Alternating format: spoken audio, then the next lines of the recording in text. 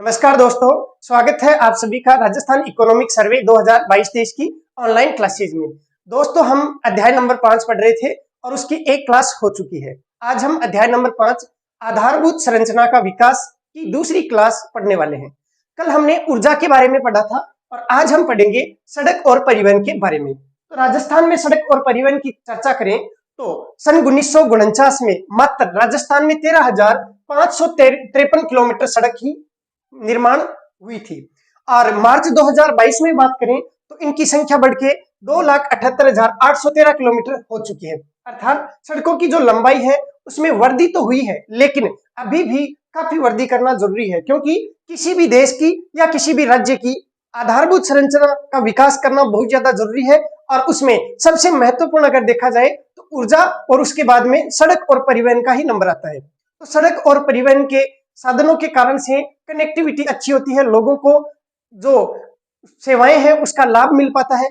इसके लिए सड़कों का विकास होना तो बहुत ज्यादा जरूरी है। आप देखते हैं कि कोई भी गांव अगर सड़क से जुड़ जाता है तो आने वाले 5 या 10 साल के बाद में आप देखना उस गांव का नक्शा ही पलट जाता है। तो इसी कारण से अभी भी, हालांकि देखो संख्या में तो काफी बड़ा लग रहा है कि 2,78,813 किलोमीटर लंबी सड़कें हैं राजस्थान में, लेकिन घनत्व की बात करें तो अभी मात्र 81.47 किलोमीटर प्रति 100 वर्ग किलोमीटर राजस्थान में सड़कों का घनत्व है। और जो भारत के सड़क घनत्व का लगभग आधा है। भारत में सड़क घनत्व 165.23, मतलब लगभग 100 वर्ग किलोमीटर में 165 किलोमीटर सड़क है। अब इसको देखो, समझने की कोशिश करते हैं। 100 वर्ग किलोमीटर का मतलब हो गया 10 किलोमीटर लंबा क्षेत्र और 10 किलोमीटर चौड़ा क्षेत्र। अगर मान लीजिए कोई शहर है या कोई गांव है जैसे, तो उस गांव की लंबाई 10 किलोमीटर और चौड़ाई 10 किलोमीटर। अब इसमें मान लीजिए जो गांव है वो यहाँ पे बसा हुआ है तो यहाँ पे सड़कें ज्यादा होगी।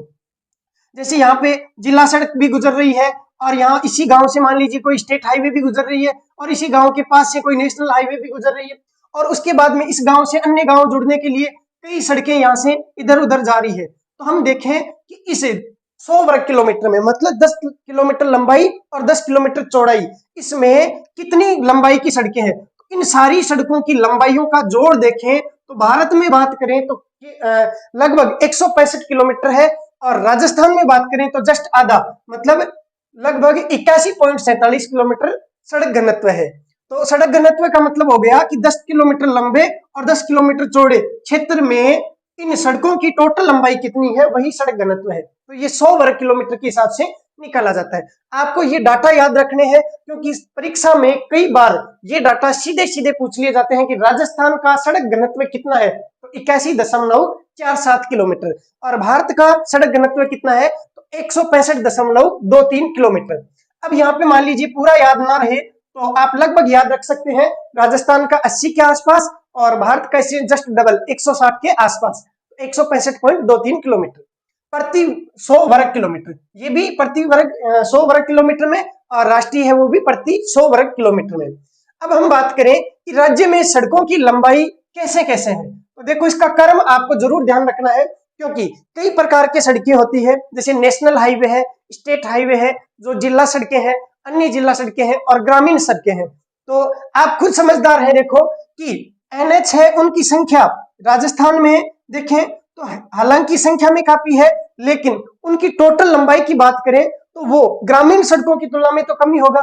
ऐसे ही एनएच की तुलना में स्टेट हाईवे ज्यादा होंगे, क्योंकि देखो बड़ी सड़कें होती है उनकी संख्या हमेशा कम होती है और छोटी मोटी सड़कों की संख्या या कहीं लंबाई है वो हमेशा ज्यादा होती है।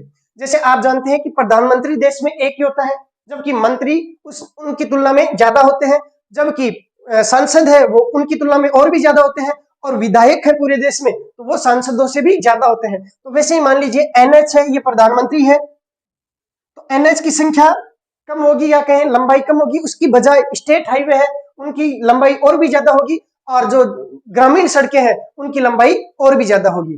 तो इसी क्रम में देखो सबसे पहले क्रम में ग्रामीण सड़कों का नंबर आता है, या कहें सबसे ज्यादा टोटल जो लंबाई है वो ग्रामीण सड़कों की है, और ये कितनी है तो 1,86,762 किलोमीटर। अब आपको देखो ये इतना डाटा याद नहीं रखना है, केवल एक अंदाजा होना चाहिए कि लगभग 1,86,000 किलोमीटर ग्रामीण सड़कों की लंबाई है। इतना याद रख लेंगे काफी है।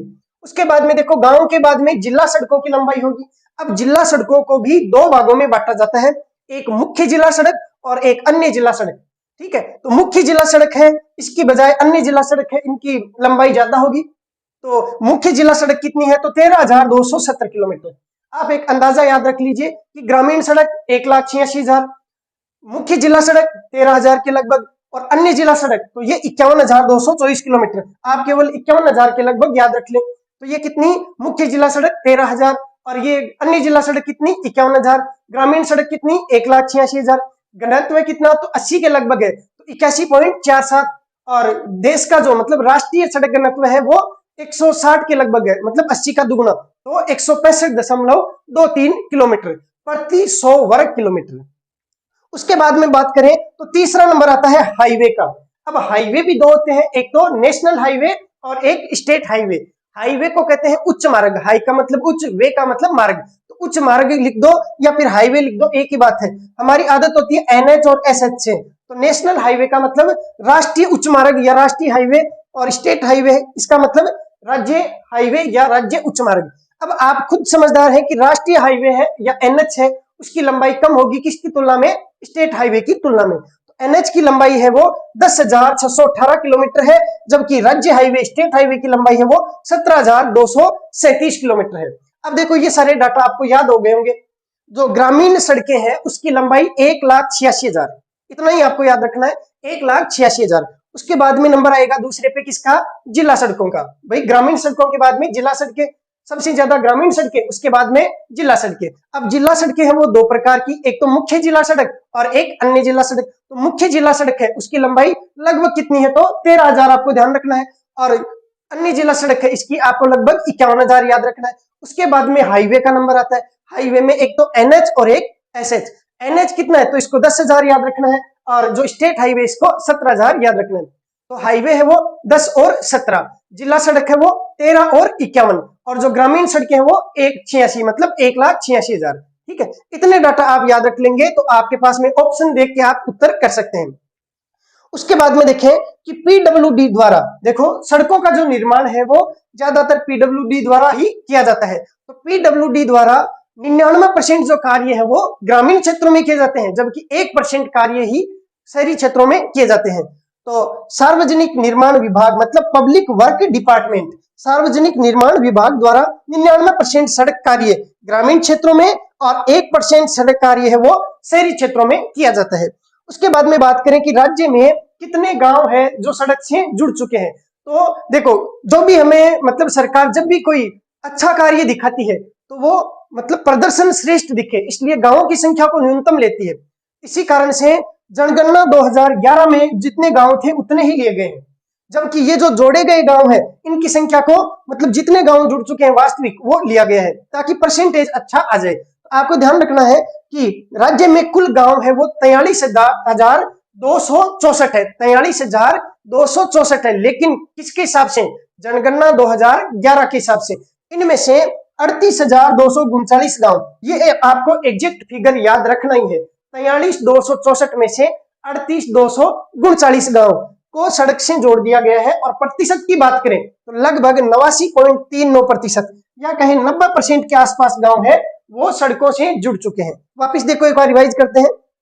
राज्य में टोटल गांव 43,264, इनमें से 38,239 गांव है, मतलब लगभग 5,000 गांव नहीं जुड़े हैं। भाई 43,000 में से 5 निकालते हैं तो 38,264 और 239, तो ये तो लगभग कोई फर्क नहीं है। तो लगभग 5,000 गांव ऐसे हैं अब भी जो सड़कों से नहीं जुड़े हुए हैं। ठीक है, और इसी कारण से जो प्रतिशत है वो 100% ना होकर 90% के आसपास है, 89.39% है। तो राज्य में कुल गांव 43,264 जुड़ गए, कितने 38,239 गांव, प्रतिशत कितना, तो 89.39%। तो ये डाटा आपको याद रखने हैं, इसमें समझने वाला कोई ज्यादा खास है नहीं। समझने वाली ये चीजें थी कि सबसे ज्यादा सड़कें कौन सी होगी, तो ग्रामीण होगी। उसके बाद में सड़कें कौन सी होगी, तो जिला सड़कें होगी। उसके बाद में मतलब घटते क्रम में सबसे ज्यादा ग्रामीण, उससे कम कौन सी जिला सड़कें, उससे कम कौन सी हाईवे। इनकी लंबाई के घटते क्रम में मैंने यहाँ पे लिखा है। उसके बाद में अगली स्लाइड देखते हैं। प्रधानमंत्री ग्राम सड़क योजना, ये जो योजना है वो ग्रामीण क्षेत्रों में सड़क निर्माण के लिए प्रधानमंत्री द्वारा शुरू की गई थी। तो केंद्र सरकार की योजना है और इसकी शुरुआत 25 दिसंबर सन 2000 में की गई थी। तो ग्रामीण जनसंख्या अगर मान लीजिए किसी भी गांव की 500 है, जैसे पहाड़ी क्षेत्र है उसके लिए 250 है, तो वहां पे कनेक्टिविटी के लिए प्रधानमंत्री ग्रामीण सड़क योजना के अंतर्गत सड़क का निर्माण किया जाता है। तो आपको केवल इतना ध्यान रखना है कि जनसंख्या 500 से अधिक अगर मैदानी क्षेत्रों में और पहाड़ी क्षेत्रों में अगर 250 से अधिक या रेगिस्तानी क्षेत्रों में 250 से अधिक है तो वहां पे सड़क का निर्माण किया जाना अनिवार्य है, क्योंकि इस प्रधानमंत्री ग्राम सड़क योजना के अंतर्गत वो गांव लाभान्वित हो जाएगा। अब इसका जो फेज है वो वर्तमान में फेज 3 चल रहा है, क्योंकि पहले फेज 1 फिर 2 चला, उसके बाद में फेज 3 चल रहा है जो 2019-20 से 2024-25 तक चलेगा। ठीक है, और इसमें केंद्र और राज्य का जो वित्त का अनुपात है वो 60:40 रहता है। आपको मुख्य रूप से ध्यान इतना ही रखना है कि प्रधानमंत्री ग्राम सड़क योजना का फेज 3 चल रहा है जो 2019-20 से लेके 24-25 तक चलेगा। और इसमें वित्त पोषण की बात करें तो केंद्र और राज्य का अनुपात 60:40 है। और इसमें अगर ग्रामीण आबादी 500 की है पहाड़ी और उसमें मैदानी क्षेत्र में, और पहाड़ी क्षेत्र में या फिर रेगिस्तानी क्षेत्र में अगर 250 की आबादी है तो वो गांव इस योजना के अंतर्गत सड़क से लाभान्वित किया जा सकता है, अर्थात वहां पे सड़क का निर्माण किया जा सकता है। ऐसे ही आगे है राजस्थान राज्य राजमार्ग विकास परियोजना। राजस्थान राज्य राजमार्ग, इसका मतलब स्टेट में राजस्थान राज्य में राजमार्ग विकास परियोजना के लिए निम्न ट्रेंच है उसके माध्यम से विकास किया जा रहा है। अब इसमें देखो, एक तो है राजस्थान राज्य राजमार्ग निवेश कार्यक्रम, तो कुछ तो है निवेश कार्यक्रम, तो एक तो निवेश कार्यक्रम 1, निवेश कार्यक्रम 2। ठीक है, इसमें देखो 3 ट्रेंच के माध्यम से एशियन डेवलपमेंट बैंक एडीबी के द्वारा अलग अलग लंबाई की सड़कों का निर्माण किया जा रहा है। तो आपको ध्यान रखना है राजस्थान राज्य राजमार्ग निवेश कार्यक्रम 1 के तहत ADB Asian development bank trench 1 के द्वारा 980 किलोमीटर सड़क का निर्माण किया जाएगा। और ये जो तीनों ट्रेंच है, ट्रेंच फर्स्ट, ट्रेंच सेकंड और ट्रेंच थर्ड, इनमें एशियन डेवलपमेंट बैंक है वो लोन देगी और लोन के माध्यम से, ऋण के माध्यम से वित्त का पोषण एशियन डेवलपमेंट बैंक एडीबी के द्वारा किया जा रहा है। और इसी कारण से इनका नाम है वो भी एडीबी ट्रेंच और एडीबी ट्रेंच रखा गया है।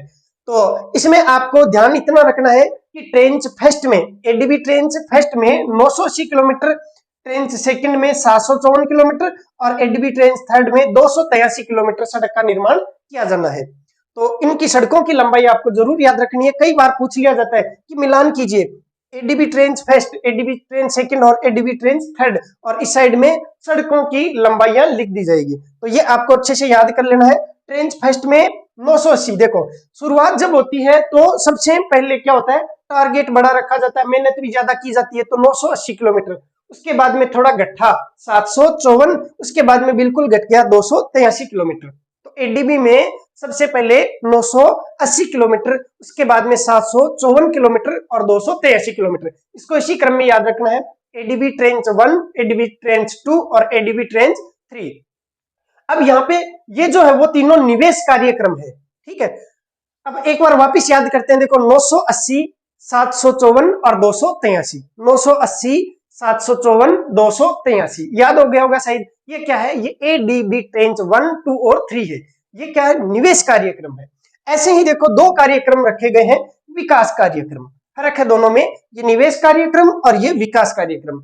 अब यहाँ पे देखो कार्यक्रम 1, कार्यक्रम 2 और ये केवल कार्यक्रम, इनका इतना ध्यान नहीं रखना आपको, तो इतना ध्यान रखना ट्रेंच 1, 2, 3 कौन से वाले, एडीबी वाले।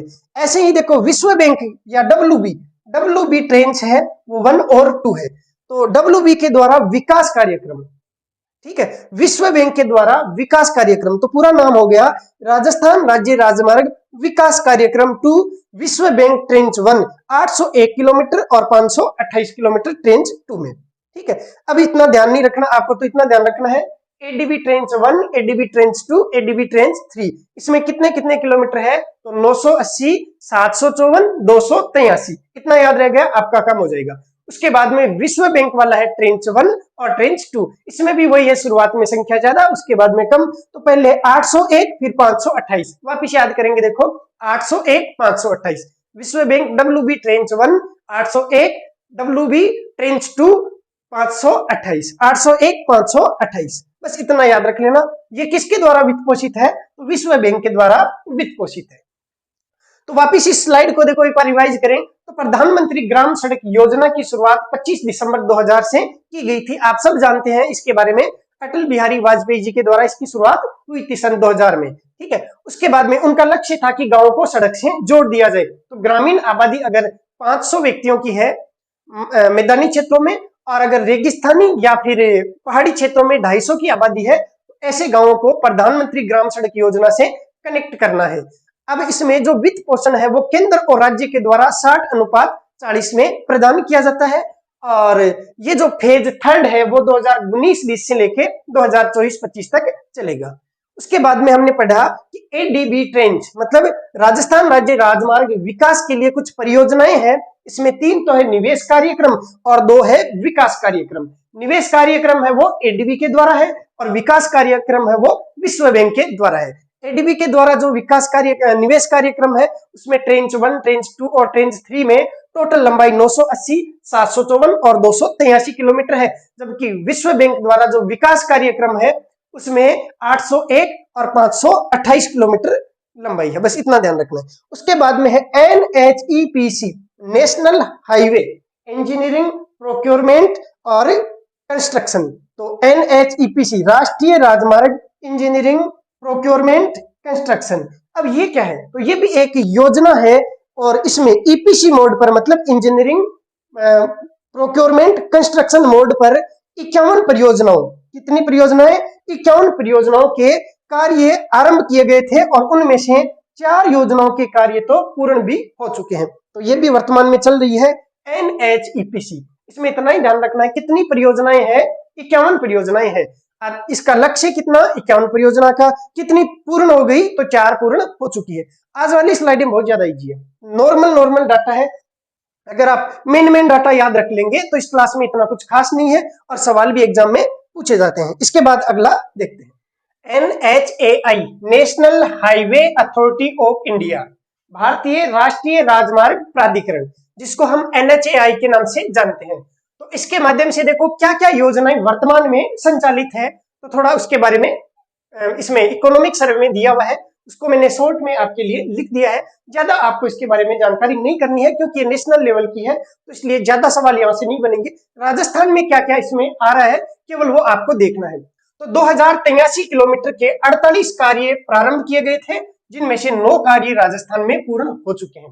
तो NHAI के द्वारा 2083 किलोमीटर के 48 कार्यों की शुरुआत की जा चुकी है राजस्थान में और उनमें से 9 तो पूर्ण हो चुके हैं इकोनॉमिक सर्वे के अनुसार। ऐसे ही देखो भारतमाला परियोजना भी चल रही है और उसके अंतर्गत भी एक कार्य 193 किलोमीटर का 31 मार्च 2023 तक पूर्ण होने की संभावना है, जो डेट कुछ ही दिनों बाद में आने वाली है।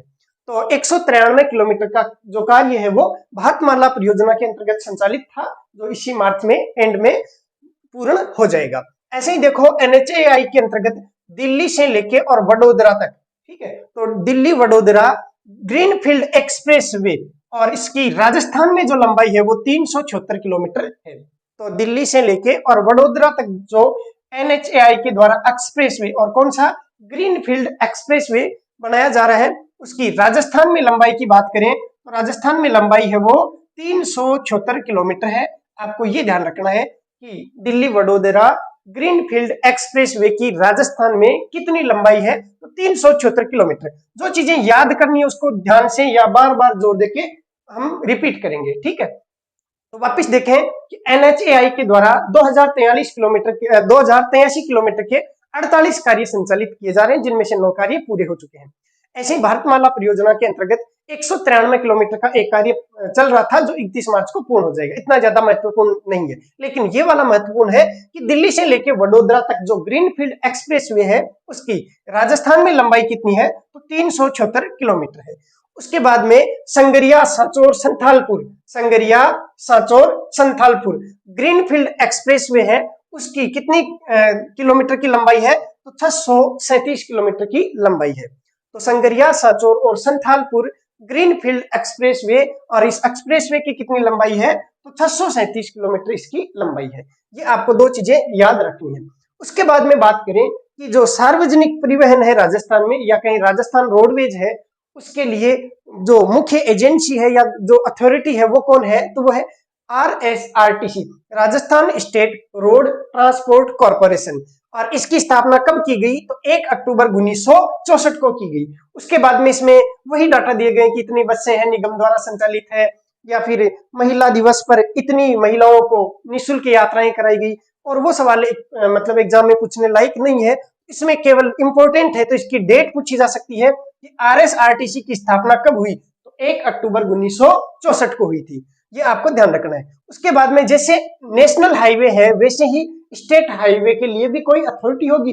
जैसे नेशनल हाईवे के लिए अथॉरिटी है NHAI, ठीक है, वैसे स्टेट हाईवे के लिए है राजस्थान स्टेट हाईवे अथॉरिटी।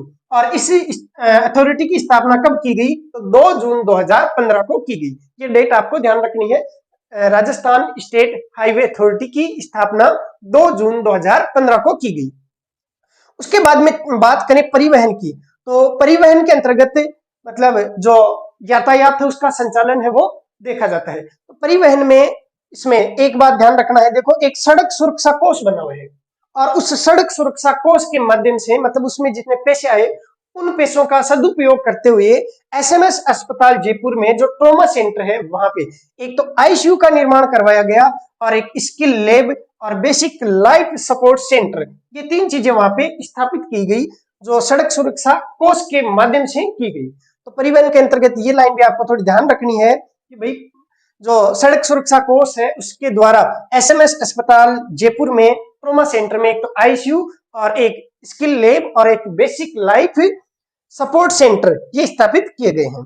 उसके बाद में देखो परिवहन में ही राजस्थान इलेक्ट्रिक व्हीकल नीति EV, जो इलेक्ट्रिक व्हीकल होते हैं उनको बढ़ावा देने के लिए, प्रोत्साहन देने के लिए, ताकि एक तो पर्यावरण प्रदूषण नहीं हो और दूसरा जो पेट्रोल डीजल इनकी लगातार किल्लत आ रही है वो भी ना आए, इसके लिए लोगों को ज्यादा से ज्यादा इलेक्ट्रिक व्हीकल का यूज करना चाहिए। तो इस इलेक्ट्रिक व्हीकल के यूज को बढ़ाने के लिए, प्रोत्साहन देने के लिए एक नीति जारी की गई 2022 में। और ये कब जारी की गई, तो 31 अगस्त 2022 को नीति जारी की गई या अधिसूचना है वो जारी की गई। तो राजस्थान इलेक्ट्रिकल व्हीकल नीति 2022 31 अगस्त 2022 को जारी की गई, और अगले ही दिन मतलब अगस्त के बाद में जस्ट एक दिन बाद में या कहीं अगले दिन 1 सितंबर 2022 से निम्न उद्देश्यों के साथ में ये प्रभावी भी होगी। ठीक है, अब इसमें क्या क्या उद्देश्य रखे गए हैं, तो ये नई नीति है और इलेक्ट्रिक व्हीकल से संबंधित है। तो हो सकता है आपके ऑप्शन में ऐसे आ जाए कि निम्न में से कौन सा उद्देश्य इलेक्ट्रिकल व्हीकल नीति 2022 के अंतर्गत नहीं रखा गया है। तो 4 ऑप्शन आपको दिए जाएंगे, तो इनको ध्यान रखना थोड़ा सा, इसके क्या क्या उद्देश्य हैं। तो है बिल्कुल आसान, व्यक्तिगत गतिशीलता और सार्वजनिक परिवहन दोनों ही क्षेत्रों में इलेक्ट्रिक व्हीकल को अपनाने का समर्थन करना। भाई एक तो पर्सनल कार्य के लिए व्यक्ति जा रहा है तो वो अपनी इलेक्ट्रिकल व्हीकल मतलब जैसे स्कूटी लेके जाए, ठीक है, इलेक्ट्रिक स्कूटी लेके जाए। सार्वजनिक परिवहन है उसमें भी मतलब जैसे आप जानते हैं ये जो ई रिक्शा है, और आने वाले समय में जो निगम की बसें होगी उनको भी इलेक्ट्रिक करने का मतलब इसमें प्रावधान होगा। भाई धीरे धीरे जैसे जैसे टेक्नोलॉजी बढ़ेगी तो इनकी जो क्वालिटी है और जो क्षमता है वो भी धीरे धीरे बढ़ जाएगी। उसके बाद में जो कार वगैरह जो भी है सारी इलेक्ट्रिक हो जाएगी आने वाले समय में। तो पहला इसका उद्देश्य है व्यक्तिगत गतिशीलता और सार्वजनिक परिवहन दोनों क्षेत्रों में ईवी को अपनाने का समर्थन करना है। उसके बाद में अगले उद्देश्य देख लेते हैं। अगला उद्देश्य है स्वच्छ ऊर्जा स्रोतों पर ध्यान देने के साथ सभी प्रकार के ईवी को पूरा करने वाले ईवी चार्जिंग स्टेशन और बैटरी स्वैपिंग स्टेशनों के एक मजबूत नेटवर्क के निर्माण को सक्षम करना। कुल मिलाकर इसमें लिखा हुआ है कि दूसरा इसका उद्देश्य है कि भाई आप इलेक्ट्रिक वाहन ले तो रहे हैं लेकिन आपको चार्जिंग के लिए भी सुविधाएं प्रदान करना। और तीसरा उद्देश्य है राज्य के इलेक्ट्रिक मोबिलिटी स्पेस में अनुसंधान और विकास और कौशल विकास को बढ़ावा देना। मतलब इलेक्ट्रिक जो मोबिलिटी स्पेस है उसमें अनुसंधान और विकास कार्यों को बढ़ावा देना। फिर रिप्स 2019 के तहत उचित प्रोत्साहन देकर राज्य में इलेक्ट्रिक वाहनों और बैटरियों के निर्माण को बढ़ावा देना। तो ये इसके उद्देश्य थे। अब इन उद्देश्यों को पूरा करने के लिए कुछ ना कुछ तो प्रोत्साहन के लिए प्रावधान भी करने होंगे। तो इलेक्ट्रिक व्हीकल के प्रोत्साहन के लिए राज्य सरकार ने क्या क्या प्रावधान किए हैं ताकि इन उद्देश्यों की पूर्ति हो सके। तो सबसे पहला है राजस्थान मोटर वाहन कर आधान या कराधान अधिनियम 1951 के तहत देय मोटर वाहन कर एवं ग्रीन टैक्स में छूट। देखो, एक मोटर वाहन कर लगता है, मतलब टैक्स लगता है। जब आप कोई भी वाहन की खरीद करते हैं तो आपको एक तो देना होता है मोटर वाहन कर और एक होता है ग्रीन टैक्स। ये ग्रीन टैक्स किस लिए? क्योंकि आप प्रदूषण फैलाते हैं। जो डीजल या पेट्रोल की गाड़ी है तो उसके माध्यम से प्रदूषण फैलता है, तो आपको ग्रीन टैक्स देना होता है और एक मोटर वाहन कर आपको देना होता है। इन दोनों में छूट का प्रावधान दिया गया। मतलब अगर आप इलेक्ट्रिक व्हीकल खरीदते हैं तो एक तो मोटर वाहन कर टैक्स नहीं लगेगा और दूसरा ग्रीन टैक्स नहीं लगेगा।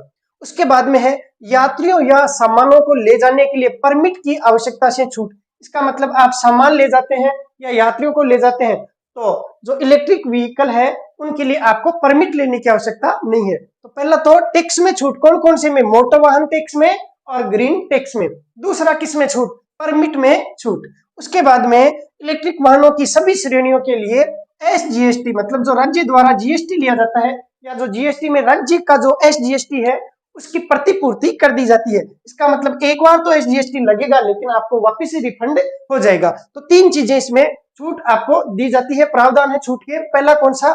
सबसे पहले तो आपको जो मोटर वाहन कर है वो नहीं देना पड़ेगा। दूसरा जो ग्रीन टैक्स है वो नहीं देना पड़ेगा और एक आपको परमिट की आवश्यकता नहीं है, आप यात्रियों को ले जा सकते हैं, सामान को ले जा सकते हैं। और तीसरा, जो आप इलेक्ट्रिक व्हीकल खरीदते हैं तो उसमें जो GST लगता है, उसमें जो राज्य द्वारा SGST लिया जाता है तो वो आपसे प्रतिपूर्ति कर दी जाएगी। मतलब एक बार तो वसूला जाएगा लेकिन आपको वापस रिफंड कर दिया जाएगा। तो अगर ये छूट मिल जाए तो वो इलेक्ट्रिक व्हीकल है वो थोड़ा सस्ता भी हो जाएगा और लोग उसको ज्यादा खरीदना चाहेंगे। तो प्रोत्साहन के लिए ये तीन प्रावधान राज्य सरकार के द्वारा किए गए हैं।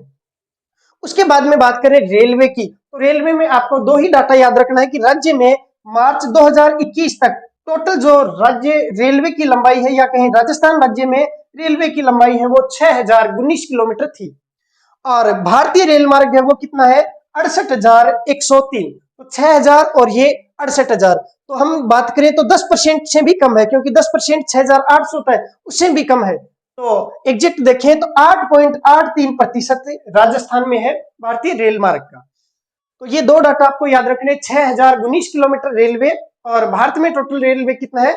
68,103 किलोमीटर। उसके बाद में बात करें डाक और दूरसंचार सेवाओं की, तो डाक का मतलब हो गया डाकघर वगैरह और दूरसंचार में आपके जो मोबाइल वगैरह है ये आ जाते हैं। तो इसमें आपको एक तो ध्यान रखना है दिसंबर 2022 तक कुल डाकघर राजस्थान में कुल डाकघर कितने थे? तो 10,290, लगभग 10,000 है, ऐसे याद रख लेना कि 10,000 डाकघर है, या ऐसे याद रख लेना कि डाकघर से आपको 10,000 रुपए मिलेंगे। फोन आया था कि भाई आपके 10,000 और 290 रुपए लेके चले जाओ, तो 10,290 डाकघर है राजस्थान में। और मोबाइल कितने यूज करते हैं? तो टेलीकॉम उपभोक्ता, अब देखो टेलीकॉम में दोनों आ जाते हैं, लैंडलाइन वाले और बिना तार वाले, ठीक है। तो ज्यादातर तो बिना तार वाले हैं, वायरलेस है, तो इन दोनों को जोड़े तो टेलीकॉम उपभोक्ताओं की संख्या कितनी है? 6.39 करोड़। राजस्थान की जनसंख्या के बराबरी हो गए तो 6.39 करोड़ टेलीकॉम उपभोक्ताओं की संख्या है। उसके बाद में है आपदा प्रबंधन सहायता एवं नागरिक सुरक्षा। तो राज्य आपदा मोचन निधि योजना के अंतर्गत भारत सरकार द्वारा जो अंशदान दिया जाता है वो 75% अंशदान और राज्य सरकार द्वारा 25% अंशदान। वापिस समझाता हूं, देखो, आपदा प्रबंधन सहायता एवं नागरिक सुरक्षा मतलब आपदा प्रबंधन, जैसे कोई भी प्राकृतिक आपदा आ गई या मान लीजिए कोई भी अन्य प्रकार की आपदा है तो उसमें सहायता और नागरिकों की सुरक्षा के लिए क्या प्रावधान है? तो भाई राज्य आपदा मोचन, मतलब जैसे संकट मोचन होता है वैसे ही आपदा मोचन, तो राज्य आपदा मोचन निधि बनाई गई है और उस योजना के अंतर्गत भारत सरकार द्वारा तो 75% दिया जाता है और राज्य सरकार द्वारा 25% अंशदान दिया जाता है। और इस निधि के माध्यम से कोई भी आपदा आ गई तो वहां पे उसका थोड़ा बहुत मतलब भुगतान करके और फिर उसको सहायता या राहत प्रदान की जाती है। तो इस प्रकार से आज हमने अध्याय नंबर 5 है वो भी कंप्लीट कर लिया है। आधारभूत संरचना का विकास हमारा पूरा हो चुका है। इसके बाद में अगला अध्याय होगा अध्याय नंबर 6 सेवा क्षेत्र, वो हम पढ़ेंगे अगली क्लास में। धन्यवाद।